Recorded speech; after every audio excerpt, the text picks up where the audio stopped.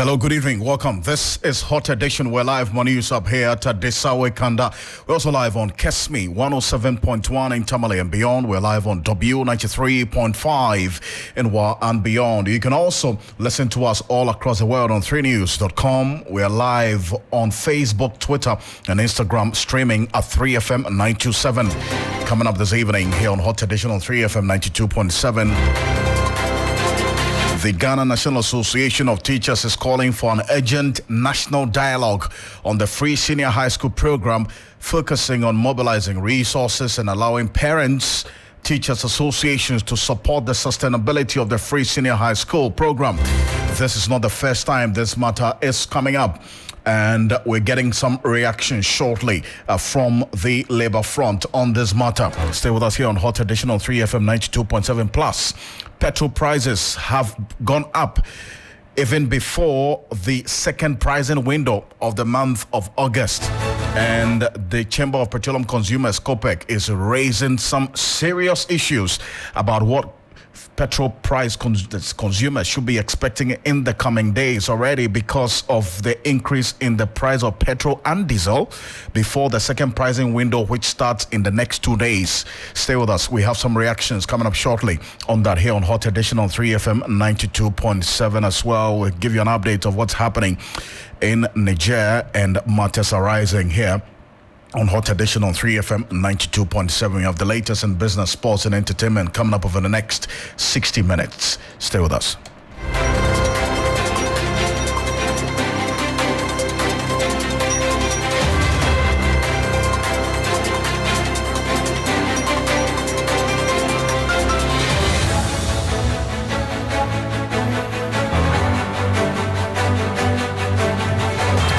Let's get into the stories now. I am Alfred Ocansey. Now, the free senior high school program was introduced in September 2017 by the new Patriotic Party government in fulfillment of a campaign promise. Now, the Ghana National Association of Teachers, NAT, is calling for an urgent national dialogue on the free senior high school program.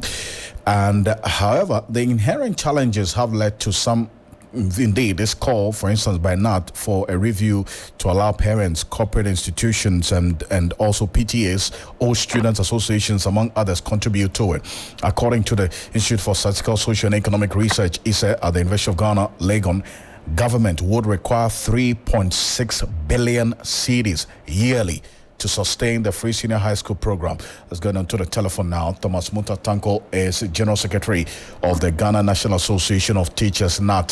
So, Tanko, thank you so much for joining us here on Hot Edition. Now, this matter has come up a number of times, and government has resisted the whole idea of allowing, for instance, parents to take up some of the costs of the free senior high school program. So how do you intend to make a strong argument in this instance now for government to admit that indeed there are challenges and it needs help?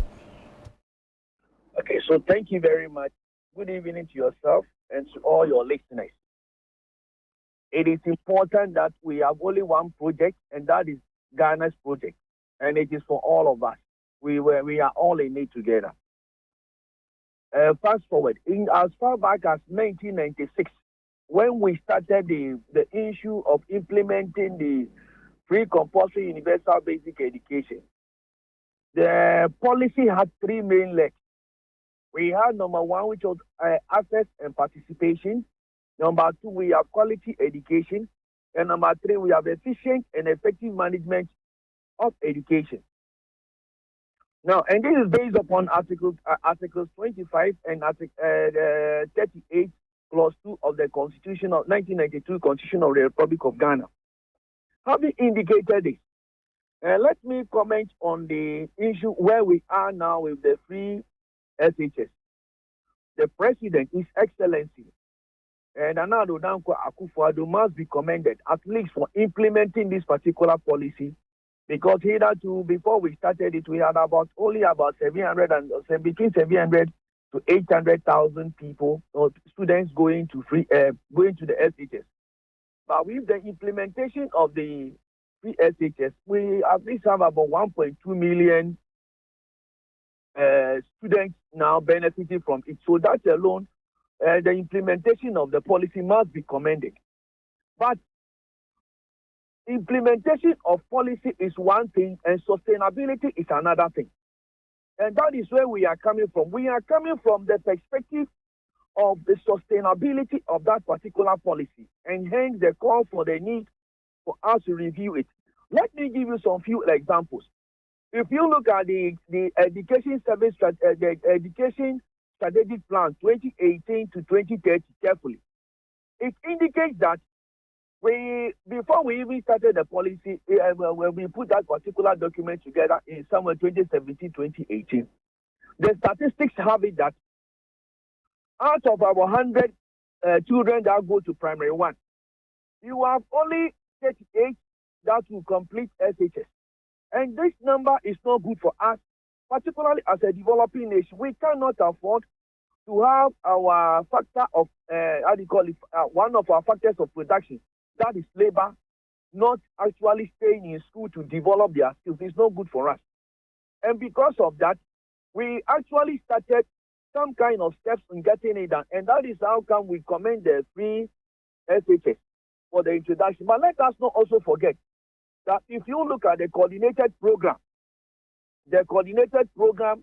of economic and social development policies of government from 2021 to 2025, it provides that of the JHS level, about more than 50% of people who are supposed to be in school, aged between 12 to 14 years, who are supposed to be in school, they are not in school. And these are people who are supposed to be at the JHS, but they are not in school. I've already commended the SHS, but don't let us, the same document tells us that those between 1990 and 1918 and 2018 and 2019. Right. 2018 and 2019. Okay. It tells us that of those students who are supposed to be in the SHS, aged between 15 to 17 years, about 630,000 of them were not in school. And this number increased about approximately 728,000 or 730,000 who also were not in school in 2019-2020. So the question is, what do we do at this particular moment?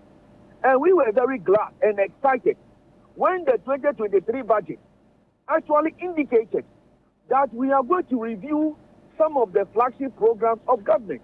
And we found that, look, as the free SHS, having commended it already, is one of the flagship programs that we need to review. Like okay. I have said, it is not about when you talk about review, exactly which areas or where are you looking at? Good. The key aspect, the issue there is about funding it. Let me give an example. When you take a basic school you take normal the schools. Before we came to the free SHS, we have ways of funding these schools. And we do what we call SPAM. SPAM simply means School Performance Appraisal Meeting. So at that particular meeting, you have parents, you have school management committee members, you have the district assemblies, you have the district education office, you have everybody, you have the religious leaders there, you have opinions leaders of the schools. They all come together to meet at the school. And when they meet, then the teachers too will be there. Then they will discuss issues about the school. So once they discuss the schools, they will look at their challenges, their achievements, and all that. Particularly, let's say, when the JHS results are released. So after doing all those discussions, then they will end up developing what we call SPIP. That is a School Performance Improvement Plan. And in that particular plan, the parents will tell the school the kind of contribution they will make. The old boys will tell the school what contribution they will make. The teachers, everybody will make a pledge or make some kind of commitment regarding the things they intend to do in order to improve the lot of the students. Having said this particular one, then the school comes out what you call the SPIP, that's the School Improvement Performance Plan. Let me explain this particular side. It's very important. Indeed. When you get to any school, you will see this particular plan posted there. But because of the current state where parents are not contributing, those who can help and nobody is now willing to help. We are also waiting for the capitation grant, particularly at the basic school. The capitation grant is in the arrears of 5 good terms now. What do we do? So that is why we are saying that, look, let us go back to the drawing board and let us find ways of funding the free SHS. That is what we are asking for. And this thing can be done on returns on investment. We can also look at about special levy, and aside that one, get in touch with philanthropists. Let parents, those who can help, let them help. And let me stress this one. We are not saying that parents should pay fees. Let us adopt the principles of equity. Okay. Equity principles. Those who can pay, let them pay. And Right. those who cannot pay, so that we use the money of those who can pay to take care of those who cannot pay. So that's more of a targeted approach. So that Yes, let me give an example. Let's take Achimota School, for example. Look, I am using Achimota School as an example. Let us take it that the minister calls the board of governors there in a meeting and gives the matching order to the board members that, look, we are in a difficulty, so go and meet the parents in the school, meet the old boys, and tell them that they should all contribute to help build Achimota School. I tell you, look at the kind of people we have there. We have people like Emeritus Professor Akila Kwasoya and all of them. You think that these are institutions, they are institutions in their own right. They will raise more than enough to build Achimota School. These are the things we are talking about. Okay, but then you see, and this is going to be my final point, Mr. Tangomosa, this is not the first time these proposals are coming up. And government always comes out to say we have a hold on the situation, regardless of these sound and cogent proposals you're making, that, you know what, you need help. How bad is the situation on the ground? You are the teachers in the schools. Let our listeners and our viewers know how's the situation in the senior high schools. Reason why you're even making this proposal that government should allow people to help. Good. So thank you. Do you know the basic schools now are really suffering? The basic schools are on their knees now. The basic schools, public basic schools are on their knees now. Why do I say that? Currently, the head teachers will have to fund it. The head teachers are the one funding the basic schools so that the government will pay later on. This is simple because capitation grant is in arrears for 5 good terms. It was recently that 2 terms were paid. So if there is no capitation grant, how will the schools run? That's the question we all need to ask ourselves. How will the schools run? Aside that particular one, look at the feeding. I have already told you that how can we feed KG, feed primary, we dump JHS, and we go and feed HHS. That is why I have told you, the statistics show that more than 50% of children aged between 12 to 14 years who are supposed to be in school, they are not in school. Because if we were to be feeding the JHS people, most of them could have stayed in school. But we have jumped the JHS people and we are feeding the SHS. This is a lacuna in the policy. And the only way we can actually correct this thing, is by way of asking people, those who can donate, to donate. Aside that particular one, recently, look at the school feeding program, the caterers of the school feeding. Yes. Yes. Recently, we were all aware. Binduri, an MP had to go and donate 25 bags of rice. Why should we get to that particular stage? And even students had to go on rampage before the food was provided, among other things. There are many more examples that I can give you. All that we are saying that, look, if somebody is willing to give 25 bags of rice to the school, I believe, and the Ghana National Association of Teachers believe that, look, there are parents out there, there are philanthropists out there, there are people with resources ready to support the schools in their own villages.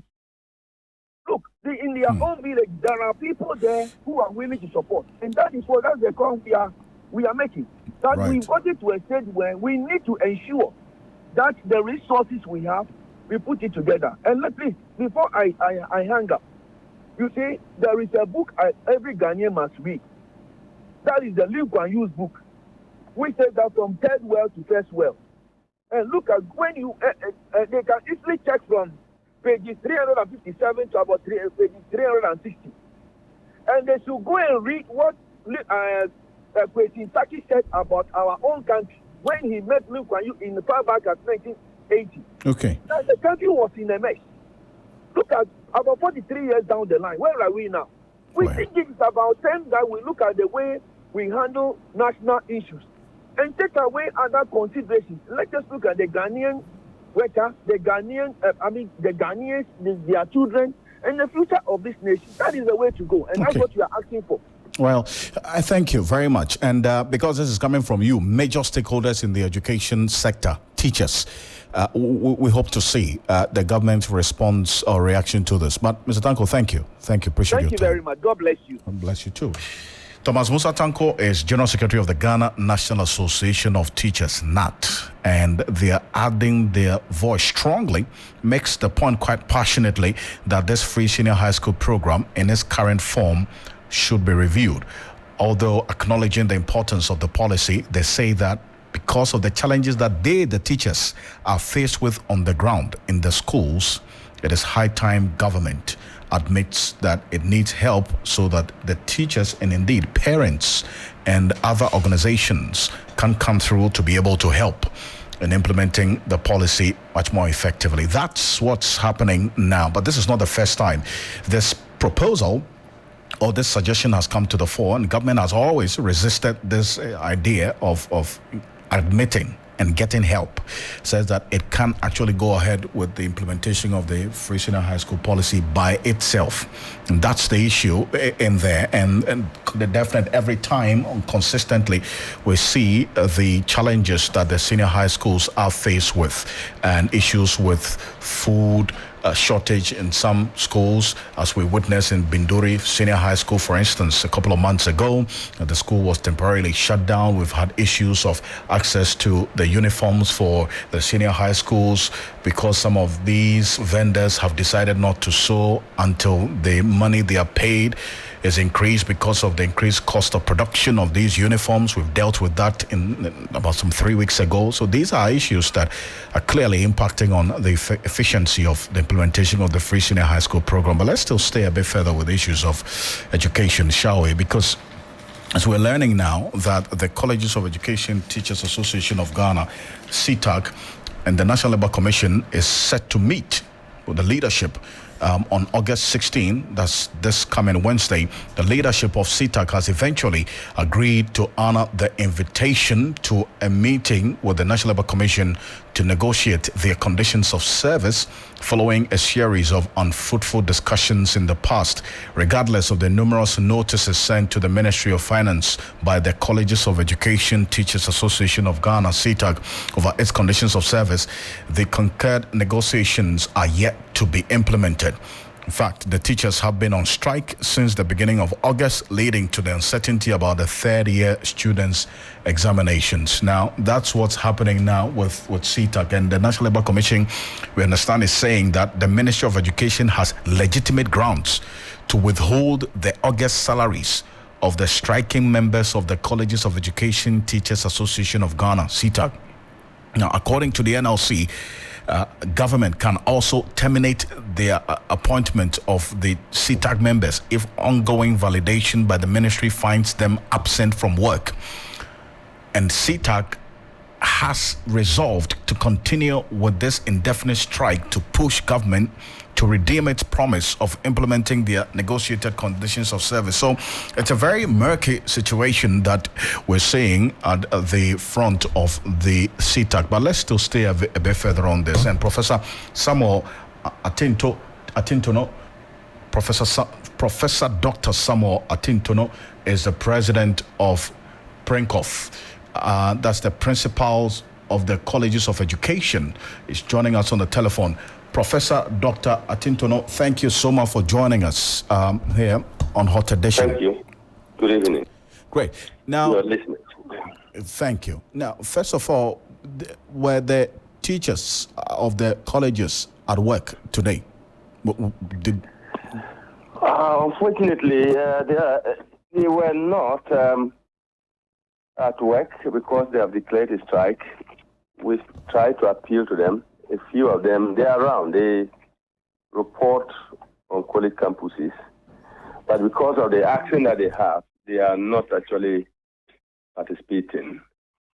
except a few that you may have because they're in administrative position like vice principals, they are around. I see. So they show up at work, that's at the colleges of education, but they don't teach because of the strike that's going on. They when they declare the strike, they set a teaching and related activity. So it's not a case that they have left the campus. They definitely come to their offices. So we are talking to them and appealing to their leadership. That's that they should suspend in the interest of the students while we continue to, talk to government about the payment of their allowances and all the things that they're requesting for. When is the third year exams supposed to begin?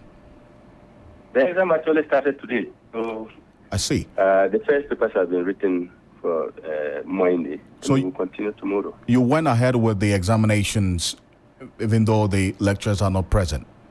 Yeah, so usually the tutors are the ones who should do this supervision or invigilation, but because of their action, and they said, look, they have a meeting with NLC on Wednesday, and their strike is still on. So we have to put in alternative arrangements to let the non-teaching staff and other staff in the colleges support us in the conduct of the exams for level 300. I see. Apart from the invigilation of the exam, which started today, the students also raised concerns about the preparation towards the exam today, because the strike started at the beginning of this month, and the last 2 weeks was revision week, and they needed some guidance and tutelage from the lecturers or the teachers who are on strike.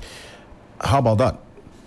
I think the tutors taught them, especially the level 300, for some time now, except the last 2 weeks, as you have mentioned. And in practice, usually we have at least 1 week for them to do revision. So, and when you are doing revision like any other tertiary institution, it is not the tutor or the lecturer who should be guiding you. You can do that on independent learning. Indeed, that's established. But they were talking about, because the last 14 days, that's the beginning of this month, it's been 2 weeks before the exam started today.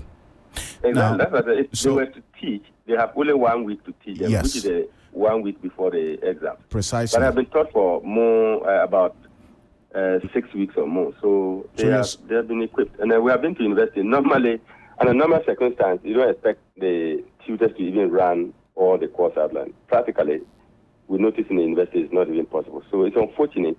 We would have wished that the tutors had taught them even that week. But unfortunately, they have to also take this action to press them for whatever they are looking from government.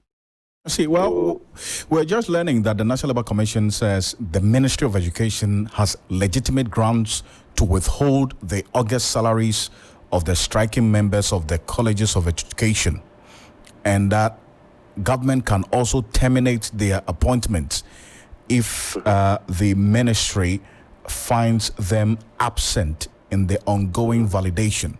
I mean, this position by the NLC, how can that impact on the possible resolution of this matter so that the teachers would return to the classrooms anytime soon? We would have wished that we have all kind of negotiations to resolve this impasse without getting to this title. Of course, there is a letter already from the Ministry of Education through GTEC, which we have. And as I said, we had all this while being engaging with CETAC itself. What they told us was by Wednesday they are going to have a meeting with NLC, and it is our hope that we'll resolve it without walking to this tightrope, to the end of it. But have you tried engaging the leadership? I mean, even before the meeting with the NLC on Wednesday, what have they been telling you?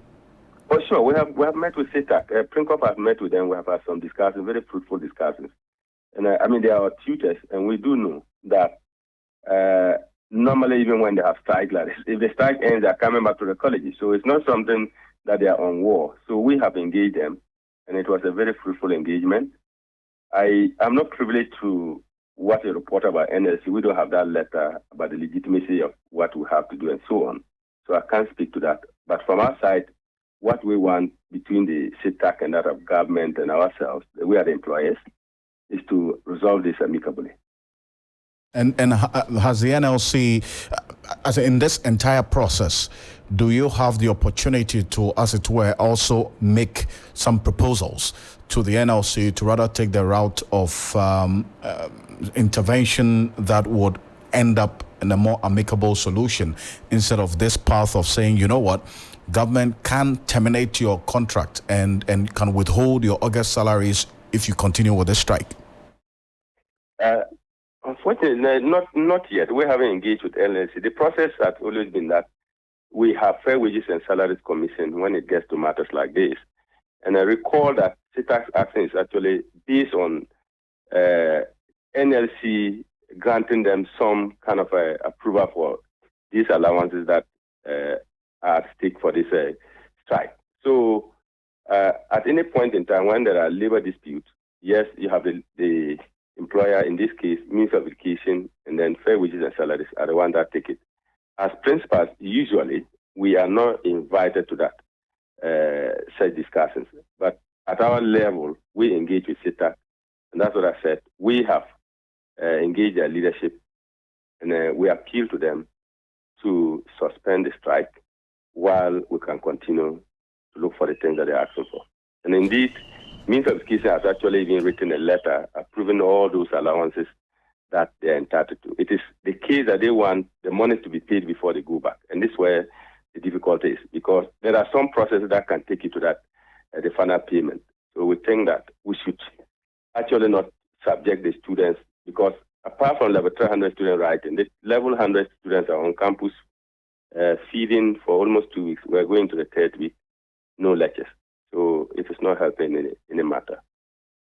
Thank you very much for your time. Appreciate it. Thank you too. Okay. That's Professor Dr. Samuel Atintono, who is the president of the principals of the Colleges of Education, Ghana. Prinkoff there, talking to us about the ongoing strike of the Colleges of Education Teachers Association of Ghana, CITAG. Kesi Stanley Adam is the national coordinator of the Teacher Trainees Association of Ghana, and is joining us on the other telephone as well. But you are a party to this meeting that the NLC is going to have with the CITAG members on Wednesday. Now we understand the NLC has taken the position that if they do not, CITAG doesn't call off the strike, government can withhold the salaries, the August salaries of the members of CITAG, plus a possible termination of their terms of engagement or their contract. Is that the position that you're also going to this particular meeting with? Okay, thank you very much, Alfred. I will not say that's the position that we are going with. You know, we form part of the student component of this whole issue.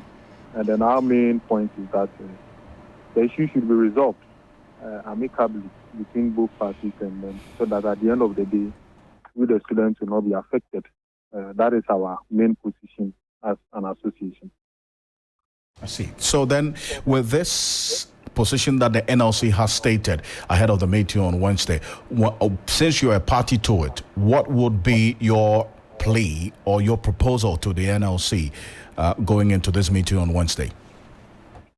Well, as I said earlier on, we as a student, our main position as to however they are going to settle it, because this issue started way back in 2018 when we were admitted into colleges of education. And then from time to time, we'll be on campus, and then teachers will say they are going on strike. They are only suffering. And at the end of the day, not only we suffering as student teachers, but we are being molded to come and then develop the early stages of individuals in the country. So if this continues to happen and then the quality is compromised, then you should know that we are doing a disservice to the future generation of this nation. We mold the students from basic school level before they go to secondary school. So if we are facing this and then we are not receiving the quality, we are doing a great disservice to the nation. So we are just, as I said, that the issue should be resolved, and let the leaders know how to get it resolved. And then at the end of the day, Adam, thank you. Appreciate your time. Thank you very much. Adam Kisi Stanley is the national coordinator of the Teacher Trainees Association of Ghana. But the management of the Kumasi Technical University says it has not sacked any student. This follows media reports that some 2,000 students have been expelled due to delays in payment of their examination fees. Now, in a press statement clarifying the situation, management said rather the students who have not registered for the second semester, that's 2022-2023 academic year, were asked to defer their programs for that semester after the university made several concessions to get all students to register. Management explained that per the academic calendar of the university as approved by the academic board, the deadline for the students to register was May 29, 2023. However, the management of the university noticed that despite an extension of the deadline to July, a significant number of the students had not paid or registered. The executives of the Students' Representative Council, that's SRC of the university, had a meeting with the university management and pleaded again for the students' registration to be extended. The plea was accepted and the date was extended to July 28 by the university management. Now, according to this press statement, despite the executives of the SRC setting a deadline of August 3, the university added a human face and formally ended course registration for students on August 7, 2023, when even the end of second semester examination had begun. After these many concessions, there are still 648 students who have not registered, as opposed to the 2,000 that some media houses had stated. In view of this, the university's academic board took the decision to ask the students to defer, and not the chancellor of the university, Dr. Kwame Adokufo. So that's the development and the response by the Kumasi Technical University on this matter, that the students have been asked to defer their courses to the next academic year, and not rather the earlier reports that they have been sacked. So that's another issue that we're following on quite closely here on Hot Edition on 3FM 92.7. Now, the former secretary to the dissolved Interministerial Committee on Illegal Mining, Charles Bishu, has disclosed the reason behind his resolve to see the logical conclusion of his case with investigative journalist Anas Aremia Anas and the special prosecutor Kisi Jabeng. According to him, a conversation he had with a former judge who claimed he had been wrongly implicated by Anas Aremia Anas has left him with a personal pledge to ensure that innocent public servants, including himself, who are only committed to serving, would not be blackmailed or wrongly implicated. Speaking in an interview on Takoradi Bay's radio station, Charles Bishu said when he started his case, he had a call from a former judge in the Volta region who has also become a victim of Anas's insidious work, declaring his support for him. That's Charles Bishu. He is challenging the also special prosecutor on grounds of human rights abuses and bias, and also praying the court for a judicial review of the process taken by the OSP. This is what Charles Bishu said. I believe that Anas, he perpetrated a crime against me. I was working as a public servant and protecting the natural resources of this country. Heritage Imperial CNJ Alaska. Heritage Imperial CNJ Alaska. I was the one sent to stop their operations. I had the patience that after 2 weeks, they made that documentary. Eventually, I have sued Anas.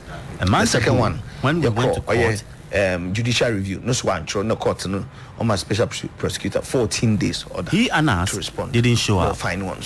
He didn't also respond to the judicial review, and he was fined. So the case will travel for long. There are two things. And I came to serve. So I want this to be used as an example for one of them, and not since them has an eye on. As Charles Bishu there. Now, it is emerging that one of the two persons shot dead in the Amansia Central District of the Ashanti region had allegedly been convicted several times for various crimes. Another one was also allegedly arrested for various crimes. On Thursday, two people were allegedly shot and killed by police in Jakobu in the Amansia Central District, leading to mounting tension between the Ashanti Regional Police Command and some irate youth in the area. Now, the two were identified to be minors. Now, it's alleged that a cartridge was found on one of the deceased, whose name has been given only as Clinton. Now, some irate youth have threatened to avenge the death of the two. The family of the 23-year-old Clinton Amoateng is demanding a full-scale investigation into the issue to unravel the circumstances that led to his death. Now let's get some updates on this, and my colleague Ibrahim Abubakar is joining us from the Ashanti region. Ibrahim, I know you've been talking to the family as well, but what's the situation in the area as we speak? Well, Alfred, for now, the situation is very calm, and in the morning, the police commander engaged with family of both deceased, and that was it. Because when we even got there, initially the report we were getting was that tension was mounting in the community and the youth have besieged the police station. But when we got there, we realized it was only family members who were there and wanted to engage with the police. After the engagement, he briefed them, and some of them are a bit okay. But others are still demanding that an independent committee be formed to investigate. You know, 2 people were shot dead, and one, when you speak to residents in the area, is a known criminal because he has been convicted several times. In fact, we were told that in 2020 he was sentenced to 15 years for a robbery, but the family appealed and was released just some few months ago. But it is the other one I'm watching that the family is still insisting that he has no criminal record, and the only job they know him to do is illegal mining activity in the area, which is common among the youth. And they also seem not to understand why, granted even they are criminals, why should they be in the custody of the police, and within minutes they end up being dead, and they were shot dead. But the police was also trying to explain to them that the cartridges, the unspent cartridges, were even found in the pocket of Amoateng after the search. And it was after further interrogation that the same Amoateng led them to where they've hidden 3 guns and other unspent cartridges. So there is no way he can be taken out of the suspect, because he is, even in this instance, the prime suspect of whatever they were going there to do. But when they retrieved the weapons and they were coming back to the station, that's when the 2 attempted to escape from the police, and the police was left with no option than also open fire at them, and the 2 of them died. In fact, 3 of them were initially arrested, including an Okada rider, because 3 of them were on the motorbike. But the police, upon their small investigation, they realized the Okada driver was not part of the gang, so he was allowed to go. But the 2, they had to keep them, interrogate them, and retrieve those items from them. So now, we got information that some Irish youth in the area have threatened to avenge the death of these 2. What's the situation now with the youth who put out this threat 2 days ago?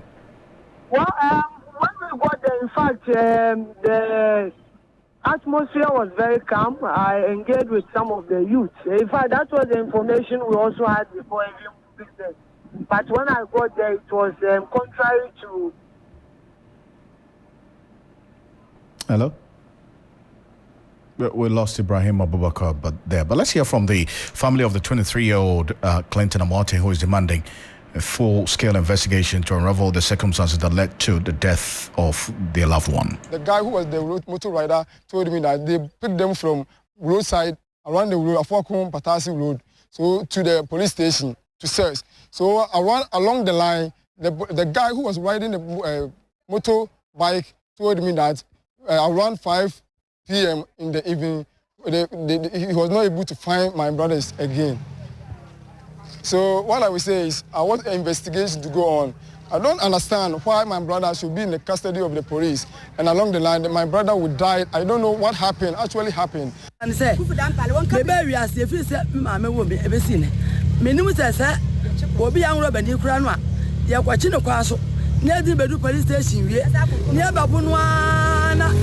adia ba che no akura yayi na kokuru akobo ne tuo ya da akoto mo kire na me fila ye no me fila me ban line no press ni ba ko peke me ni press ni ko sie phone no ni pa woni nsem no metima ka che wonu a wo peke kwa so ga me say me ban yan roba ni ento ani press fo atututuo amoma bo ne tuo kun ento mo da akoto mo kire me ko ma kire go fa me funu so mpa nso me ba cho me ni me ba ne tra ho galam say aduma na ese no manya gu site aduma ye go do kura boy kura da ho me ba me ni mu da so abokuro no oyan roba ni sa.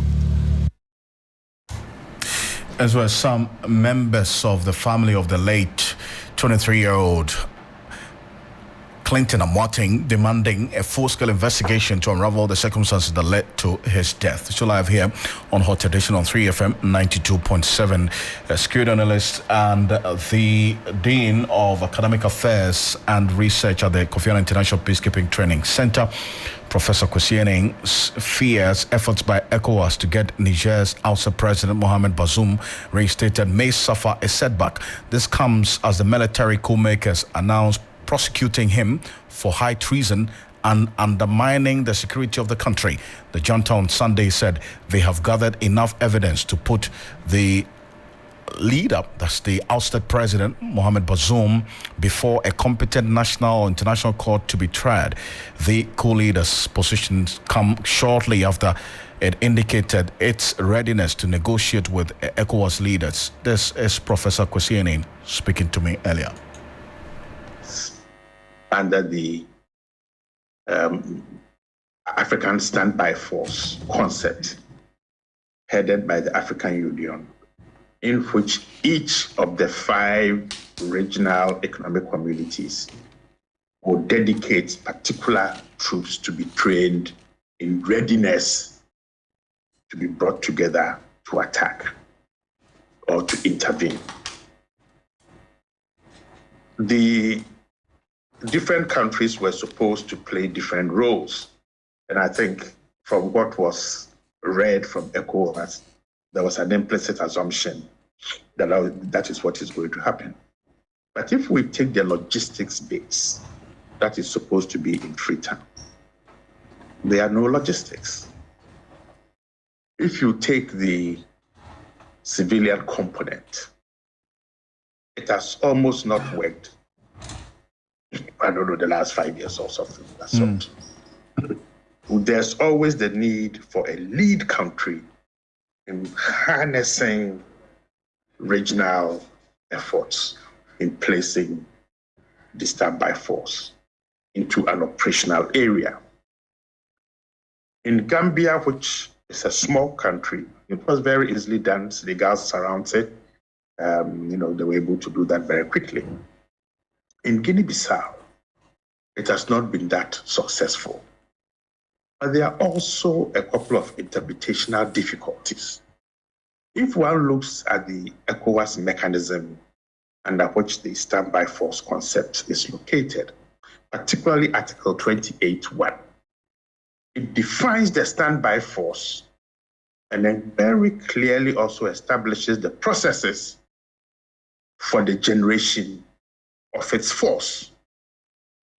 Now, it does not contemplate that the standby force is a regional army ready to be deployed immediately it is called on.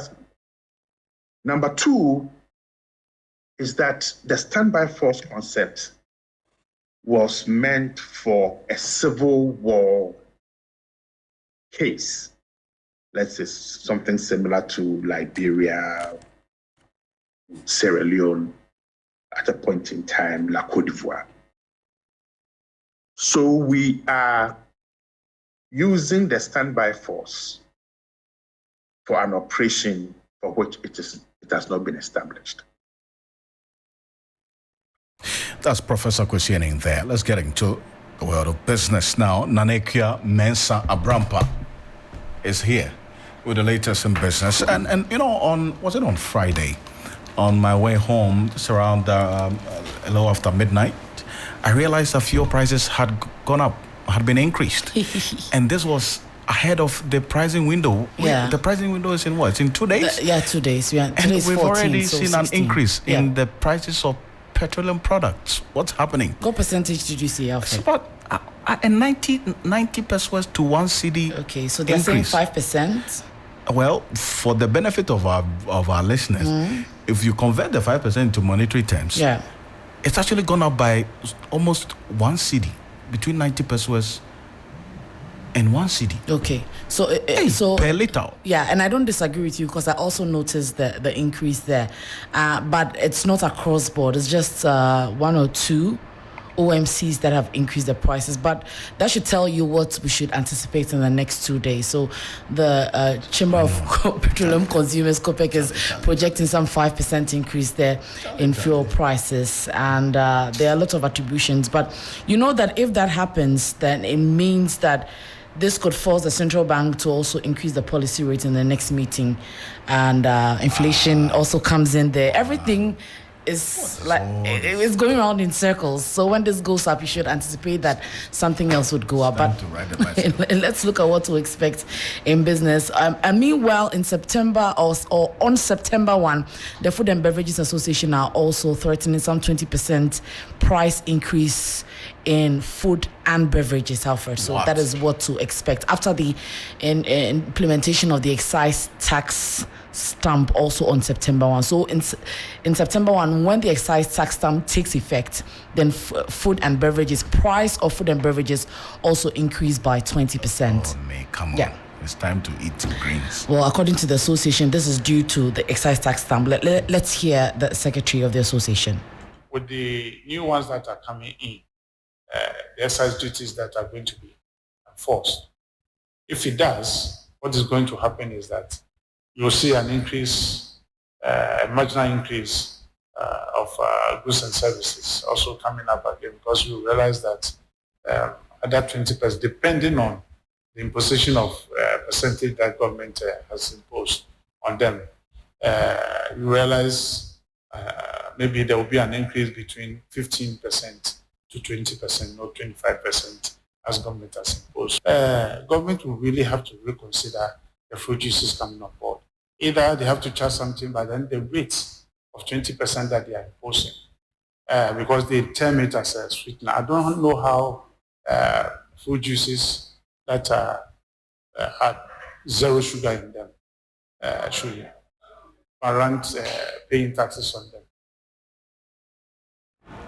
Right, so that was the General Secretary of the Food and Beverages Association of Ghana, Samuel Ato Agre, there, saying that the use of taxes to control imports in order to grow local industries has also not yielded any success, and coupled with that, we should expect that 20%. And Alfred was talking about the fact that there seemed to be no respite in sight as fuel prices are projected to go up by an average of 5% from Wednesday, August 16. Already some oil marketing companies have taken the lead, and the Chamber of Petroleum Consumers attributes the projection to increase in benchmark prices of petroleum products on the world market. Indications are that pump prices of petrol and diesel are likely to increase averagely by about 5.7% over the current mean price of 12 cedis 45 pesos per litre across the country, while LPG prices also increase by about 11.9%. Prices of finished products on the international market have shot up averagely around 11% for both petrol and diesel. And to some more this evening, staff of High Sense Group, Mawako Fast Food, Quick Loan and Micro Investments Limited in Accra, and legal firm Ajabin Akresi and Co.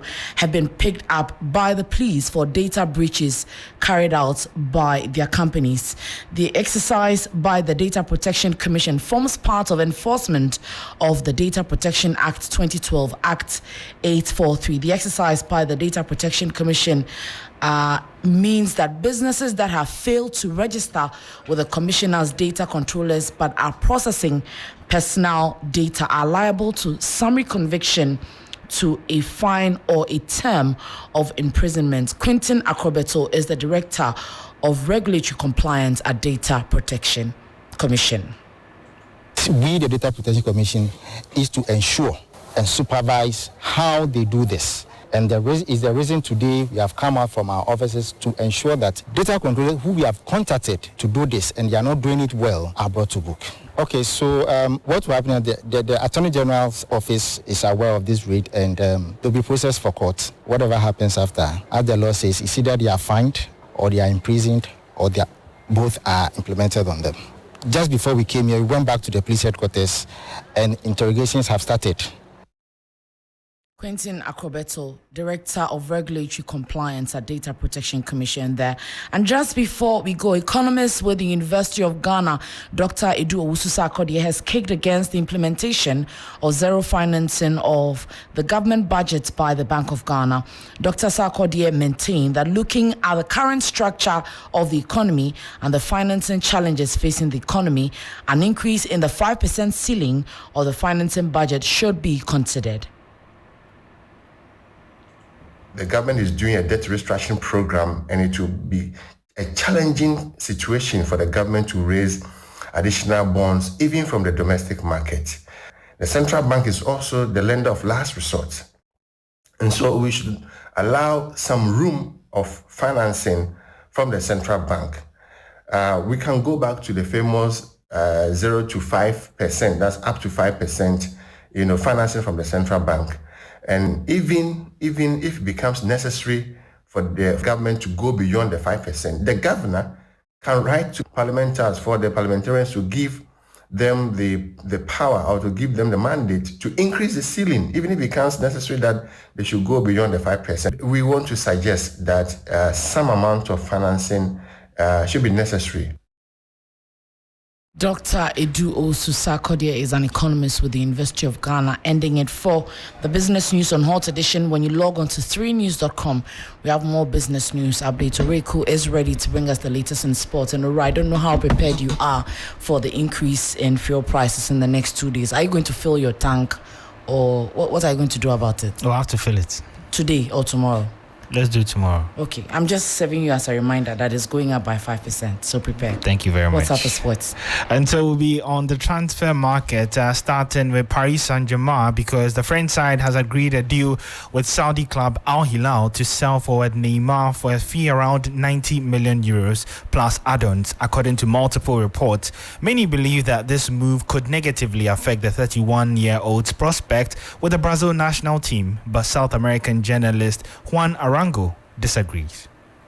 And most likely be back on track at 32, 33 years of age when the World Cup starts to come front and center in 2026. And I do hope that he gets to at least win that World Cup before he retires. Yeah, I mean it's a good chance. I mean, he'll have a good team going into 2026, or at least if you look at it right now, you'll have a younger team, a better team. Compared to 2022, and that's pretty, that's a pretty brave statement to make. But when you start looking at his. And so that was Juan Arango there speaking on Neymar, who is suspected to have completed his move to Saudi Arabia as he gets ready to join Al Hilal. But let's do some more here. And after a 3-day break, the Women's World Cup returns with the semi-finals set to kick off on Tuesday. Here's a preview to what you need to know ahead of the games. Sweden march on to the semi-finals. A place in the final of the 2023 Women's World Cup will be up for grabs when Spain face Sweden at Eden Park on Tuesday. Spain outlasted the Netherlands over 120 minutes to seal their spots in the final four, while Sweden edged out Japan in their quarter-final tie. Spain are now preparing to appear in the major tournament semi-final for the first time since reaching the final four in the 1997 European Championships, and they will be determined to change that feat on Tuesday. Sweden also pulled through another tough test against Japan in the quarterfinals after beating record champions USA in a dramatic penalty shootout. Spain's Laia Codina is a doubt for Tuesday's semi-final tie after being forced off in the second half against the Netherlands. However, coach Peter Gerhardsen may be tempted to select the same starting lineup for the third consecutive game. Sweden have proven against the USA and Japan that they are an adaptable side, and with the foundation of a solid defense. Spain's threat going forward could tend to break a defense that has conceded just twice in their last 5 games in order to book a place in the Women's World Cup final. For Spain, the game is opening up. It's Paraguay! Brilliant! Well, that was a 3 Sports report getting you ready for the semi-finals of the Women's World Cup. We know that Spain face Sweden, whilst co-host Australia play against England. But before we go, let's just get ready for the Premier League, because the last match of the first round, that's match day 1, concludes today, and we'll be seeing Manchester United in action. But the Red Devils head coach Erik ten Hag believes that his team will have the full support of the fans when they take on Wolverhampton Wanderers tonight at Old Trafford in their season opener. There are reports that are suggesting that there might be protests at Old Trafford as the deadline for the club's decision on Mason Greenwood inches closer. Eric, we understand that some fans are due to protest ahead of the game on Monday at Old Trafford, which must be disappointing. How frustrating is it for you that the ownership issue still hasn't been resolved? I think I'm confident. I'm sure that the fans will support the team. I think we constructed last season the connection between fans and team. I think we made it stronger in the pre-season. We've seen that in the tour, but also now back here in the UK. I think there's a really strong support and there's a really good vibe around the team and between the fans and the team.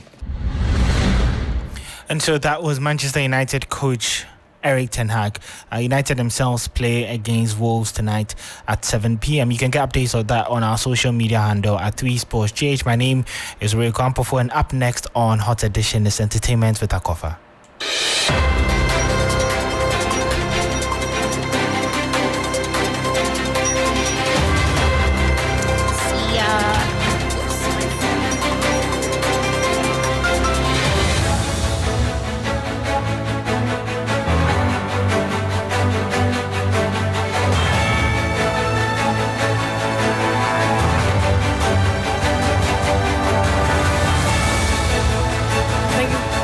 Thank you very much, Eriku, for that. It's time now for the entertainment news segment here on Hot Edition.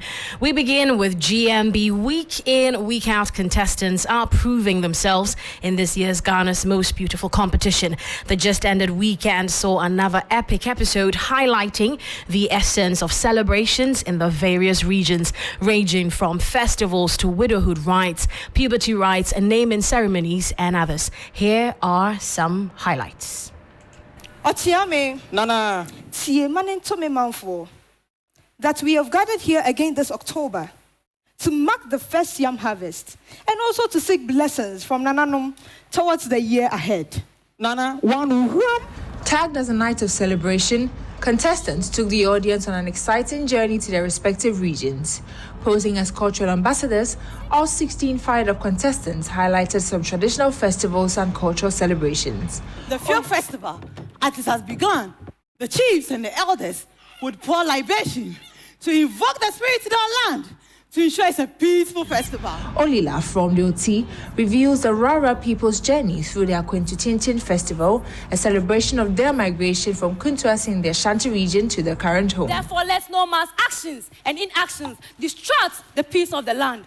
Husbands, do not beat your wives. Wives, respect your husband. To Bono land, Ohima from the Bono East region entertained a vibrant audience with a reenactment of the Fofia Festival celebration. But in the end, the Northern region's Nura won big on the night. Her captivating display, expressing the role of a chief and revealing the essence of the Namba Festival celebration in the Northern region, won her the Star Performer Award. Slaughter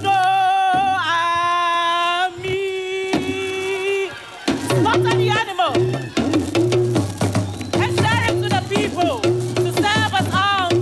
Pacify our land. Make merry, enjoy, celebrate. It is a Damba festival. In Yaba, Star performer. Congratulations. Nura, representing the Northern region. Congratulations, Nura. She gets a package from Gino Tomato Mix. You're getting a brand new Techno Come on 20. Well, staying a while longer on GMB, Northern Regional Representative Nura says she will not rest on her oars, but strive to win more awards in the coming weeks. She spoke to 3 Entertainment right after the show last night. for Best Costume.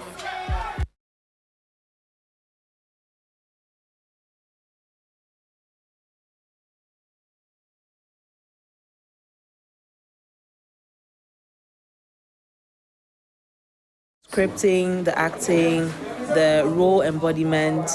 I tried to make sure that each and every aspect was something that I put effort into, and then everything combined together created the whole display you saw today.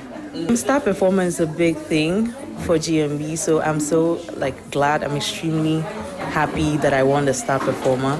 It means I'm doing something right, and that I should continue or up the ante the next time.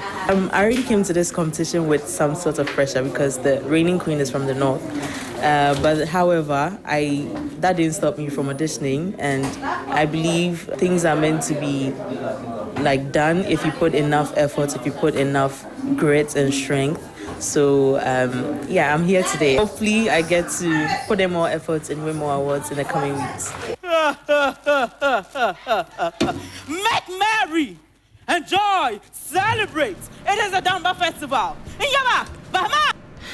And that'll be all the entertainment news here on Hot Edition, powered by 3 Entertainment. My name is Akofa. Alfred? Hey, Akofa, and thank you so much for staying with us here on Hot Edition. There's more news on 3news.com. Make some time and visit 3news.com and join me at 10 p.m. on TV3 for Ghana Tonight. The drive continues with Giovanni, AJ, and DJ Faculty.